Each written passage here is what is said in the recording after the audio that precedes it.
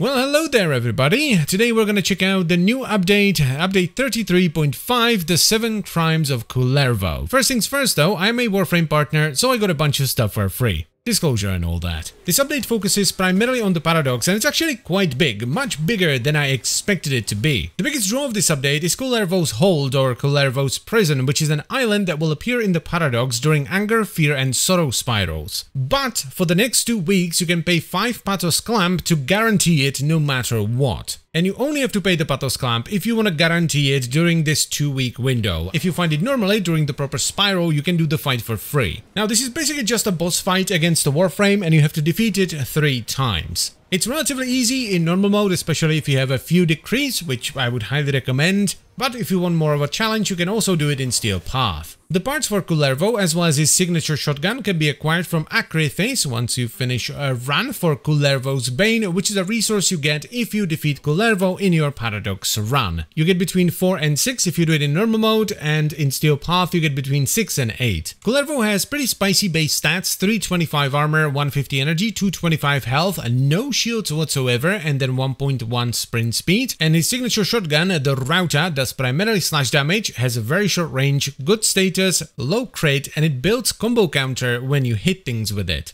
I will of course make full videos for both Kullervo and his signature shotgun in the next few days. Outside of that, we have some really cool quality of life changes in addition to the paradox, so you can now preview the gear that's available in Tashin's Cave before you actually go there. It shows you what's available, what your rank of it is, and how much forma you have on it, which is very nice. We have 15 new decrees, some of which are pretty cool, like heavy attacks deal an extra hit with corrosive damage and status chance, armor gives you power strength and power strike damage, and 5 of them are kind of corrupted. They call them spiteful decrees, so they have an upside and a downside. Like this one, for example, removes 50% of your armor, but that increases your shot damage for every 20 armor you still have left. Next up, we have a bunch of undercroft changes, the biggest one in my opinion being that defense only has 3 waves rather than 5 now. They also reduced the number of life support capsules you get as drops from enemies in survival. They added a new tile set, and finally they also added undercroft portals as side objectives in the paradox. If you enter the undercroft this way, the enemies are going to be a little bit more juiced up, and you get some extra rewards like a rare decree and even an arcane. And speaking of arcanes, we actually have some new ones. So for Warframes, we have Power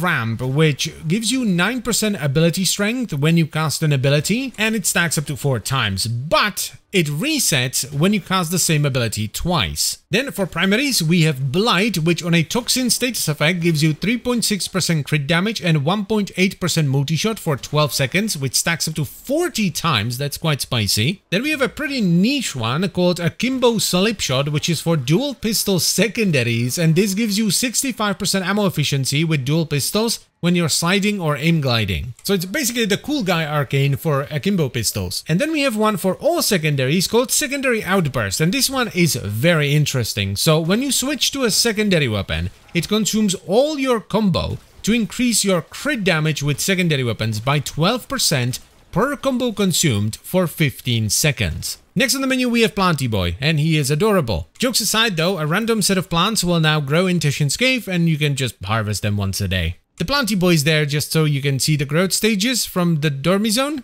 if you ever go there. Moving on, we have new and or returning side objectives in the Paradox. We already talked about the Undercroft portals, that's one of them. The second one is Cave Racing, it's back. The third one is Recovering the Pilgrim's Tomes, and the fourth one is Finding Lost Belongings. Oh yeah, and I almost forgot, there's also a new plant that grows in the Paradox, and it kind of looks like a cactus. And that is pretty much it for all the big important stuff. I know I said this update is big, but it's also very easy to summarize. So I thank you very much for watching. As always guys, I hope you've enjoyed the video and found it helpful, and I'll see you next time. Bye bye.